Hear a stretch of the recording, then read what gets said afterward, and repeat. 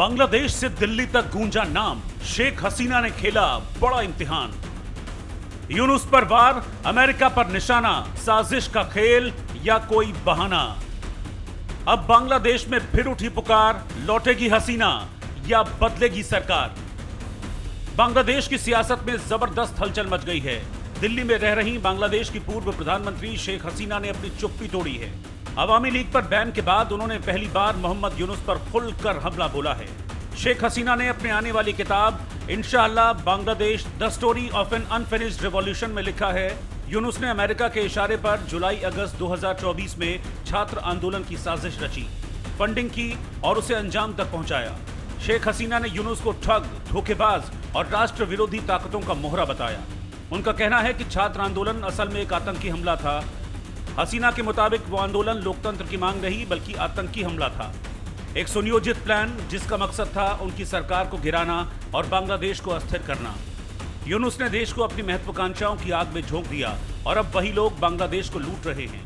उनकी किताब में ऐसे खुलासे हैं जिससे शेख हसीना ने बांग्लादेश में सियासी हलचल मचा दी है। इस बीच बांग्लादेश के पूर्व गृह मंत्री असदुज्जमा खान कमाल की किताब से भी बड़ा धमाका हुआ है। उन्होंने लिखा, सेना प्रमुख वकारुज्जमान दरअसल CIA के एजेंट के तौर पर काम कर रहे थे और अमेरिका ने ही पर्दे के पीछे से शेख हसीना के तख्ता पलट की साजिश रची थी। असदुज्जमा खान कमाल का दावा है कि अमेरिका नहीं चाहता कि साउथ एशिया में मोदी, शी या हसीना जैसा ताकतवर नेता हो, क्योंकि ऐसे नेताओं के रहते CIA का दखल मुश्किल हो जाता है। उधर पाकिस्तान और बांग्लादेश की बढ़ती नजदीकियों ने भारत के लिए नई चिंता खड़ी कर दी है। रिपोर्ट्स के मुताबिक यूनुस ने पाकिस्तान को एक नक्शा सौंपा जिसमें भारत के कुछ हिस्से शामिल बताए जा रहे हैं और इसी बीच दिल्ली से शेख हसीना का संदेश आया है, मैं लौटूंगी, लेकिन तब जब बांग्लादेश में वैध सरकार और संविधान की बहाली होगी। शेख हसीना कहती हैं, ये मेरी या मेरे परिवार की लड़ाई नहीं, ये बांग्लादेश की आत्मा की लड़ाई है। एक और यूनुस हैं जो खुद को शांति और बदलाव का चेहरा बताते हैं, तो वहीं दूसरी ओर शेख हसीना जो खुद को लोकतंत्र की आखिरी रक्षक कह रही हैं। बांग्लादेश की सत्ता की जंग अब सिर्फ राजनीतिक नहीं बल्कि विचारों की लड़ाई और ताकत बन चुकी है। बांग्लादेश से दिल्ली तक ये कहानी सिर्फ तख्त की नहीं, तकदीर की है। और इस पर हमसे बातचीत करने के लिए दो बेहद खास मेहमान भी हमारे साथ जुड़ चुके हैं। तो आपको सबसे पहले मेहमानों का तारुफ मैं करवा देती हूँ। शोएब चौधरी बांग्लादेशी पत्रकार हमारे साथ जुड़े हुए हैं और साथ ही retired major general AK Siwach defence expert हमारे साथ जुड़े हुए हैं। AK सिवाच जी, सबसे पहले मैं आपका रुख कर रही हूँ। जब बांग्लादेश की बात आती है तो पड़ोसी मुल्क है, ऐसे में पड़ोसी मुल्क में क्या कुछ हलचल चल रही है? और जब खास तौर पर ये हमने देखा कि जब शेख हसीना ने बांग्लादेश छोड़ा, वो भारत आकर के रहने लगी, अब वो कह रही हैं कि मैं भारत से दोबारा बांग्लादेश लौटूंगी। सर, मुमकिन है क्या शेख हसीना के लिए? हाँ देखो, मुमकिन है सुरभि, मगर मुझे लगता नहीं कि इमीडिएट मुमकिन है, क्योंकि सच्चाई है कि अभी जिस प्रकार से मोहम्मद यूनुस अमेरिका के इशारों पे काम करें, इसमें कोई शक नहीं। और आज बांग्लादेश पाकिस्तान के बहुत नजदीक होता जा रहा है। और आप देखें, पहले joint chief of staff general Mirza वहाँ विजिट करते हैं और मोहम्मद यूनुस उनको एक मैप दिखाते हैं जिसके अंदर भारत की नॉर्थ ईस्ट स्टेट्स भी बांग्लादेश का हिस्सा दिखाई जाती है। तो ऐसे में ऐसा लगता है कि अगर फरवरी में इलेक्शन हो रहे हैं जैसे ये मोहम्मद यूनुस बोल रहे हैं, तो कौन सी पार्टी वहां पर रूल करती है ये इंपॉर्टेंट है। ये इलेक्शन किस तरफ जाते हैं, क्योंकि अवामी लीग को तो इन्होंने इनवैलिड कर दिया है, उसको तो बैन कर दिया, वो तो इलेक्शन नहीं लड़ पाएगी। अब आती है एक तो नेशनल कम्युनिस्ट पार्टी है जो कि बेसिकली खालिदा जिया की है, तो वो एंटी इंडिया है, इसमें कोई शक नहीं। पर मुझे लगता है कि हो सकता बदलाव आए, मगर दुख दर्द है जमात इस्लामी जो कि प्रो पाकिस्तान है उसका आना, प्लस दो ये अभी बना है जो न्यू सिटीजन पार्टी जो स्टूडेंट्स ने बनाई है। तो आगे क्या होगा, पॉलिटिकल चर्निंग हो रही है और अब ये इलेक्शन किस प्रकार की नई गवर्नमेंट लेकिन सिवाच सर, क्या ये कहना गलत नहीं होगा कि यूनुस वाकई में उसी एजेंडे के तहत काम कर रहे हैं जो कि भारत के लिए तो पूरी तरीके से भारत विरोधी छवि को दर्शाता है? बिल्कुल बिल्कुल, इसमें कोई शक नहीं कि मोहम्मद यूनुस जो है वो डीप स्टेट जो अमेरिका की उसके कदमों पर चले हुए हैं, उनको लेके भी वो आए थे। ये जो हुआ था जिसको ये बोलते हैं स्टूडेंट प्रोटेस्ट था, ये सोची समझी साजिश थी। ये डीप स्टेट अमेरिका ने कराया था, क्योंकि शेख हसीना एक पॉपुलर लीडर थी, उसने 15 साल में बांग्लादेश की जो इकोनॉमी थी उसको बहुत अच्छा किया। टेक्सटाइल इंडस्ट्री बहुत अच्छा कर रही थी। बिल्कुल। एक समय में ये फास्टर डेवलपिंग जो इकोनॉमी थी, और इनका पर कैपिटा इनकम भारत से भी ज्यादा हो गया था। मगर क्योंकि उन्होंने सेंट मार्टिन आइलैंड नहीं दिया, वो नहीं कर रही थी जो कि अमेरिका चाहता था, तो ऐसे में ये सब ऑर्केस्ट्रेटेड था। ये कोई स्टूडेंट प्रोटेस्ट कोई नेचुरल नहीं था, इसको कराया गया था। और ये मोहम्मद यूनस जो है, इनको भेजा गया है अमेरिका के द्वारा। तो ये सब आई वॉश है, ये कोई स्पॉन्टेनियस नहीं था, और ठीक है ये जबरदस्ती कार्रवाई की। और अब मुझे दुख की बात है कि जिस तरीके से बांग्लादेश की इकोनॉमी डिगमगाती जा रही है, वहां पर इस्लामिक जो रेडिकल हैं वो कंट्रोल कर रहे हैं। Jamaat-e Islami Bangladesh Mujahideen anti India sentiment बढ़ाते जा रहे हैं। डर यह है कहीं ना कहीं नॉर्थ ईस्ट के अंदर जो मिलिटेंट एक्टिविटी बंद होगी थी, क्योंकि चिटागोंग हिल में जो उनके ट्रेनिंग कैंप थे वो उखाड़ दिए थे शेख हसीना की गवर्नमेंट ने। हो सकता है वो दोबारा आ जाएं, और कहीं ना कहीं इलीगल माइग्रेशन भारत की तरफ पुश करने की, इंक्लूडिंग रोहिंग्या, कोशिश होगी। भारत के लिए चिंता का विषय है, इसमें कोई शक नहीं। ठीक है मगर सर। ये सच्चाई है, बांग्लादेश को समझना चाहिए। बांग्लादेश की इकोनॉमी भारत पे डिपेंडेंट है। बांग्लादेश को इंडिया लॉक कंट्री कहा जाता है, क्योंकि यहीं से रॉ मटेरियल जाता है, खाने का सामान, पेट्रोल डीजल यहां से जाता है। और ऐसे में इनकी टेक्सटाइल इंडस्ट्री अब डिगमगा रही है। तो मोहम्मद यूनस बातें बड़ी बड़ी करते हैं, मगर ग्राउंड पे उनका परफॉर्मेंस ठीक नहीं है। बांग्लादेश अभी धीरे धीरे इकोनॉमिकली वीक होता जाएगा, और रेडिकल इस्लाम बढ़ेगा, और इनको जो ठीक है पाकिस्तान सिवान साहब। के साथ नजदीकी हासिल होने में, एक ही चीज कहूंगा, जी। वो खुद तो डूबे, पाकिस्तान बांग्लादेश को भी ले डूबेगा। ठीक है तो सर, मैं आपके पास लौट रही हूँ। शोएब चौधरी जी भी हमारे साथ जुड़े हुए हैं, आप सीनियर जर्नलिस्ट हैं। सर, मैं ऐसे में आपसे थोड़ा सा जानना और समझना चाहूंगी बांग्लादेश की स्थिति इस वक्त। क्या रेडिकल माइंडसेट के साथ में किसी भी देश का विकास संभव है? बहुत बहुत धन्यवाद सुरभि मिश्रा जी, आपको और हमारे आदरणीय मेजर जनरल सेवक साहब को मेरी तरफ से नमस्कार। देखिए, हम अभी जो बात करें आपके से, इसी वक्त ये हफीज सईद की जो एसोसिएट इब्तिसाम इलाही जाहिर, एक आतंकवादी पाकिस्तानी, ये बांग्लादेश में है। और बांग्लादेश भारत जो बॉर्डर एरिया में अभी जा जाके ये महफिल कर रहा है, इस्लामी महफिल, और ये भारत के खिलाफ लोगों को प्रोवोक कर रहा है, जिहादी प्रोवोकेशन दे रहा है, एक नंबर। दूसरी नंबर जो है कि एक तरफ से यूनुस इस्लामिक रेवोल्यूशन आर्मी तैयार कर रहे हैं, IRA, दूसरी तरफ पाकिस्तानी ISI जो अभी जाकर बांग्लादेश में 5 दफ्तर खोल ली, 5 ऑफिसर्स। पाकिस्तानी ISI ये स्ट्रैंडेड पाकिस्तानियों को लेके मुहाजिर रेजिमेंट तैयार कर रहा है, मुहाजिर रेजिमेंट। और वो मुहाजिर रेजिमेंट है, ये इंडिया न्यूज के सारे दर्शकों के लिए ब्रेकिंग न्यूज कि ये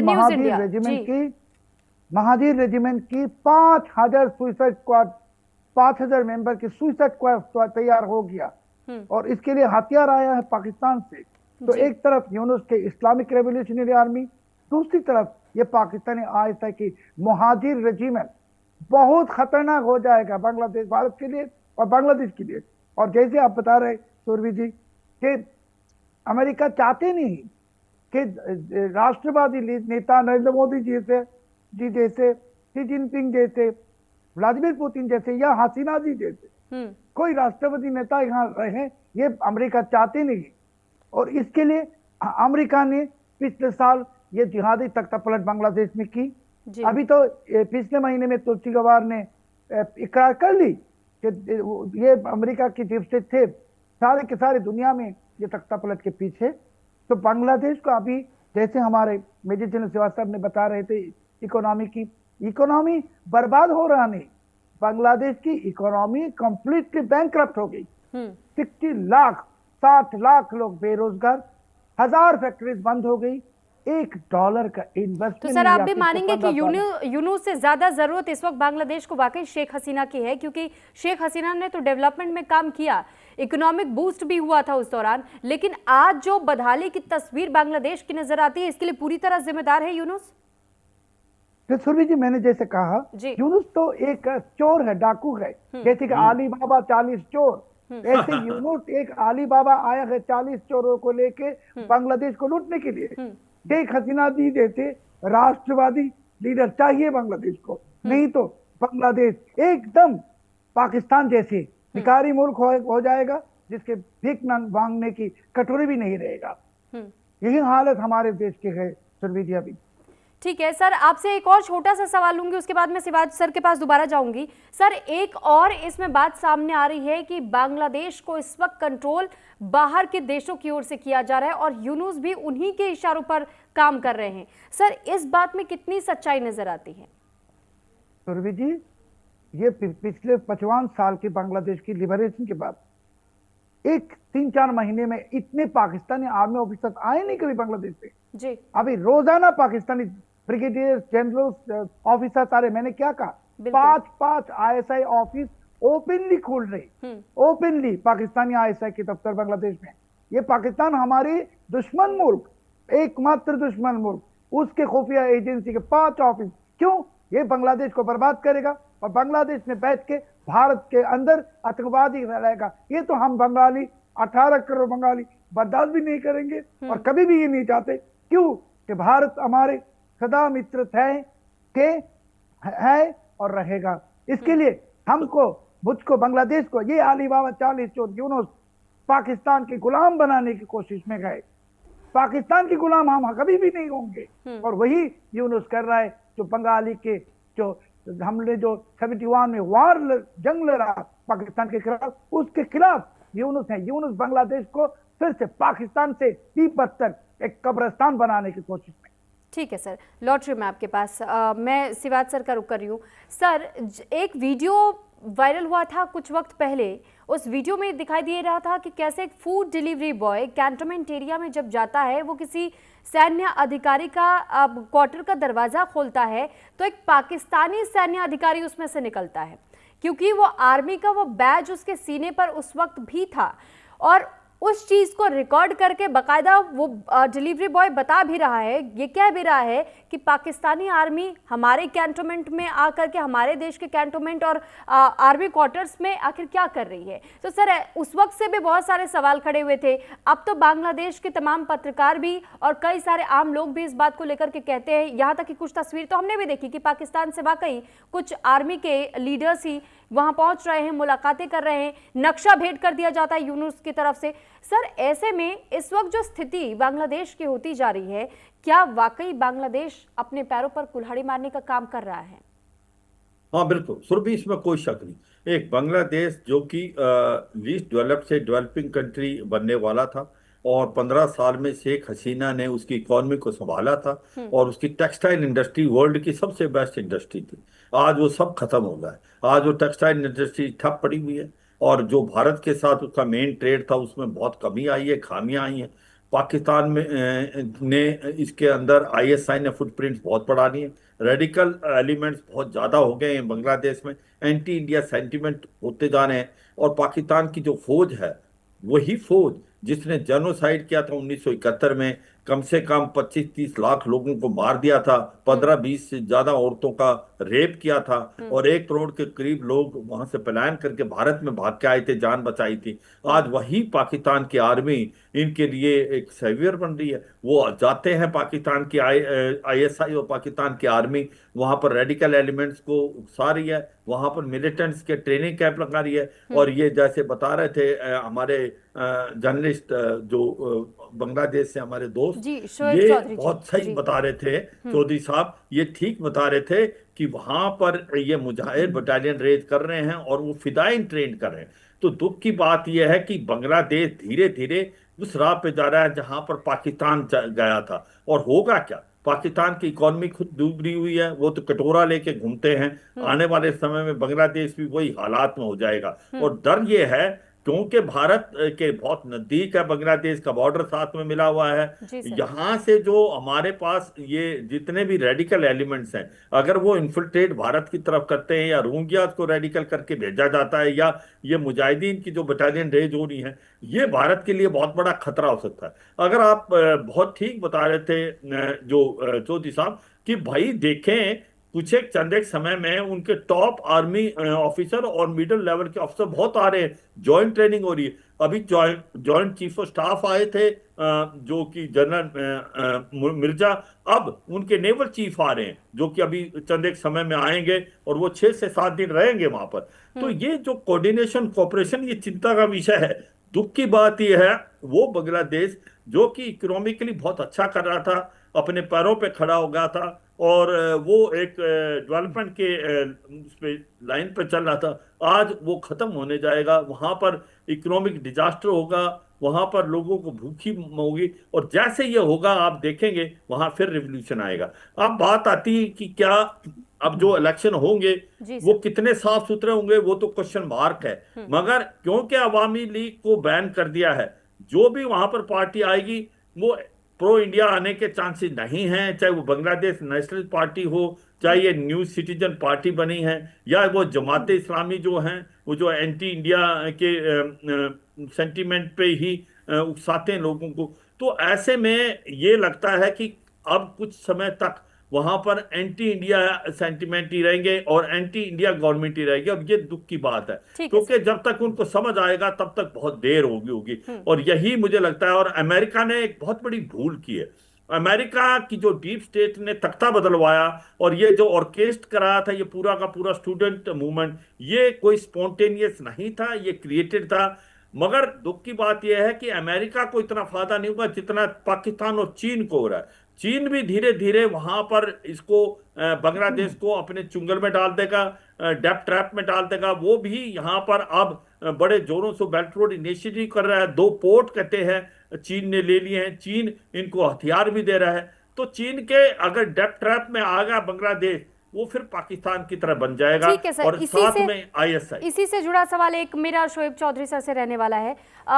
शोएब चौधरी सर, जब हम बात बांग्लादेश की करते हैं या शेख हसीना के दिए गए बयानों के करते हैं, शेख हसीना ने भी इस बात का जिक्र अपनी उस किताब में भी किया और ये कहा है कि अमेरिका की जब एंट्री हुई और जिस तरीके से ऑर्केस्ट्रेट इस पूरे घटनाक्रम को करवाया गया था, हमने ये देखा कि कैसे नेपाल में जो जेनजीज का प्रोटेस्ट हुआ था, बांग्लादेश में स्टूडेंट प्रोटेस्ट इसे नाम दिया गया। सर, ये इस तरीके के जानबूझ करके जो प्लान्स के तहत में प्रोटेस्ट करवाए जाते हैं, और इसमें अभी जैसे सर भी बता रहे थे सिवाज सर कि इसमें चाइना की भी एंट्री हो रही है एक तरफ से, तो सर बांग्लादेश तो अपने आप को बुरी तरह फंसाता जा रहा है। क्या वो पाकिस्तान को नहीं देख रहा है? क्या उसकी आंखों पर वो पट्टी बंधी हुई है कि उसे कुछ नजर नहीं आ रहा है कि पाकिस्तान भी तो उसी ट्रैप में है, वो भी अपने आप को उस ट्रैप में डाल रहा है? सर सुरभि जी देखिए, आपकी इजाजत लेके पहले 2-3 इंफॉर्मेशन में शेयर करना चाहता हूँ। जी सर। हमारे मेजर जनरल साहब ने कहा कि चीन बेनिफिट ले रहा है, सच है। S-400 एंटी एयरक्राफ्ट ये यूनुस के ये तक तानाशाही ने खरीदा है चाइना से, और 3 फाइटर जेट चाइना से। तो डीप स्टेट ने तख्ता पलट करवाया। अभी बेनिफिट कौन ले रहा है? पाकिस्तान और चीन। पाकिस्तान बांग्लादेश को अभी उसके जो ट्रांसनेशनल ड्रग ट्रैफिकिंग इसके क्षेत्र बना लिया, सबसे बड़ा क्षेत्र, यहाँ से ड्रग ट्रैफिकिंग हो रहा है। दूसरी जो चीज है कि बांग्लादेश में 30 लाख लोगों को मार दिया था 1971 में, और 5-6 लाख माँ बहन की इज्जत लुटा पाकिस्तानी ने। और उसी माँ बहनों में जो 90% हिंदू थे। तीसरी बात सुरभि जी, आपने जो जिक्र किया जो वीडियो के बारे में कि कैंटोनमेंट के अंदर पाकिस्तानी सेना ऑफिसर, वो वीडियो पहले मैंने ही ट्विटर में पोस्ट किया था, बाद में ये वायरल हो गई। और ये दिखाने के लोगों को कि क्या डेंजरस सिचुएशन हमारे कैंटोनमेंट के अंदर पाकिस्तानी सेना। तीसरी जो चीज है सुरभि जी कि अभी क्या हो रहा है बांग्लादेश का, जैसे हमारे मेजर जनरल सेवा साहब ने कहा कि पाकिस्तान कटोरे लेके घूमता है भीख मांगने के लिए। मैं तो कहता हूँ पाकिस्तान ऐसी भिखारी मुल्क है, इसके भाग भीख मांगने की कटोरी भी नहीं है। बांग्लादेश की भी ऐसे हालत बनाने की कोशिश में है। और आपने जैसे बताया कि नेपाल में या बांग्लादेश में जेएनजी, ये सब प्रोटेस्ट ये मेटिकुलसली डिजाइन अमेरिकी डीप स्टेट की कॉन्स्पिरेसी है, एक एक डेवलपिंग नेशन को बर्बाद करने के लिए। जैसे कि बांग्लादेश की इकोनॉमी प्रोस्पर कर रहा था, इसको बर्बाद करने के लिए। जैसे नेपाल की इकोनॉमी प्रोस्पर कर रहा था, इसको बर्बाद करने के लिए। इससे फायदा यूनुस को क्या है? मोहम्मद यूनुस को फायदा क्या है सर? नहीं, वही मैं एक्सप्लेन करता हूँ। और आप देखेंगे भारत में भी ऐसी कॉन्स्पिरेसी चलेगा, मगर यूनुस तो बांग्लादेशी है नहीं। पहले सुरभि जी, ही इज जी। A foreign passport holder. बिल्कुल। ये विदेशी नागरिक है और ये चला जाएगा विदेश। और इसके जो एडवाइजरी काउंसिल बनाया इसने, ये सब के सब एडवाइजर फॉरेन पासपोर्ट होल्डर है, एक भी बांग्लादेशी है नहीं। तो मैंने जैसे बताया पहले ही कि ये अली बाबा है यूनुस, इसके साथ 40 चोर आए और इसके पीछे अमेरिकी डीप स्टेट और पाकिस्तानी आईएसआई वगैरह सब मिलके बांग्लादेश को धूम से लूट रहा है। जैसे आप जानते हैं कि एक जमाने में हमारे पूरे इंडियन सब कॉन्टिनेंट में और ईस्ट इंडिया कंपनी थे, अभी ये लोग नई ईस्ट इंडिया कंपनी है। जहां जहां ये जनजेट की जो ये प्लॉट कॉन्स्पिरेसी करेगा, नेपाल में भी कोशिश करेगा और करने के बाद वो लूटेगा उस मुल्क को। बांग्लादेश अभी बहुत खतरे में है, बहुत ही खतरे में है। हमारे पैसा नहीं है, इकोनॉमी बर्बाद हो गई और जिसकी कोई सिक्योरिटी नहीं है। आप हमारी बात को मानिए कि औरतों को बात तो सर इलेक्शंस का समय आ रहा है, आखिर क्या मजबूरी है कि लोग अभी भी यूनुस पर भरोसा कर रहे हैं? अब तो लोगों के हाथ में होना चाहिए, ये पॉलिटिशियंस बाकी है जो उन्हें भी तो नजर आना चाहिए। देखिए सिरोज जी, लोग अभी सड़कों में आगे नारा लगाने के लिए, और आप जो चुनाव की बात जनरल साहब कर रहे थे, चुनाव होने वाला है नहीं, और अगर होता भी तो जितने पार्टी यहाँ चुनाव में पार्टिसिपेट कर रहे ऑल एंटी इंडियन पार्टी है, इस्लामिस्ट पार्टी। मगर जो सेकुलर पार्टी है जैसे जातीय पार्टी है, अवामी लीग है, किसी को भी ये चुनाव में पार्टिसिपेट करने, यूनुस कोई चुनाव नहीं देगा, कोई चुनाव की मान से यूनुस के नहीं है। यूनुस ने तो कह दी साफ साफ कि वो 50 साल तख्ते पे रहने के ख्वाब देखते थे। बांग्लादेश की हालत बहुत ही बुरी है।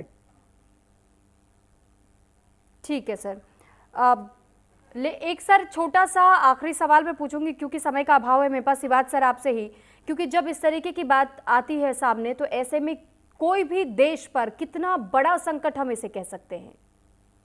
मैं कहता हूँ सुरभि बहुत बड़ा संकट, और दुख की बात यह है कि भारत क्या कर सकता है, ये बड़ा इंपॉर्टेंट चीज, क्योंकि अभी भारत के ऑप्शन बहुत लिमिटेड है। और अब जो अगर पहले जैसे चौधरी साहब बता रहे हैं कि इलेक्शन होने के चांसेस ही बड़े कम हैं, अगर इलेक्शन होते हैं तो उसके अंदर जैसे कि अवामी लीग है उसको बैन कर दिया है, जातीय पार्टी उसको बैन कर दिया, तो जो भी वहां पर नेक्स्ट गवर्नमेंट बनेगी वाकई वो एंटी इंडिया गवर्नमेंट बनेगी। और जिस प्रकार से आईएसआई वहां पर फुटप्रिंट्स बढ़ा रहा है। सर सॉरी टू इंटरप्ट, लेकिन सर एक और बात इसमें आती है कि चाइना हो या अमेरिका हो, दोनों ही खासतौर पे भारत के पड़ोसी मुल्कों को तोड़ने पे क्यों लगे? हाँ बिल्कुल, वो चाहते हैं कि कहीं ना कहीं भारत को कमजोर रखा जाए, और मुझे लगता है कि अमेरिका के ये हित में नहीं था जो इनकी डीप स्टेट ने करा। इसका फायदा पाकिस्तान और चीन को ज्यादा हुआ। मुझे लगता है आने वाले समय में अमेरिका इसको रिग्रेट करेगा, क्योंकि जो ये मूवमेंट कराई थी स्टूडेंट की, ये स्पॉन्टेनियस नहीं थी, ये क्रिएटेड थी, और ये डीप स्टेट अमेरिका ने कराई थी पाकिस्तान के साथ मिलकर। मगर मुझे लगता है आने वाले समय में वो रिग्रेट करेंगे। इसका फायदा पाकिस्तान और चीन को होगा, और बांग्लादेश की इकोनॉमी ठप हो जाएगी, बांग्लादेश के अंदर भूखमारी मरेगी, बांग्लादेश और भारत के रिलेशन ठीक होने में टाइम लगेगा, मुझे लगता है आने वाले समय में। ठीक है सर, बहुत धन्यवाद आप दोनों का हमारे साथ जुड़ने के लिए। शोएब चौधरी जी सीनियर जर्नलिस्ट हमारे साथ बांग्लादेश से जुड़े, रिटायर्ड मेजर जनरल ए के Shivaji former chief of territorial army और सीनियर डिफेंस एक्सपर्ट के तौर पे हमारे साथ जुड़े हुए थे। आप दोनों का बहुत धन्यवाद अपनी अपनी बात रखने के लिए। और इसी के साथ हम रुक रहे एक छोटे से ब्रेक के लिए।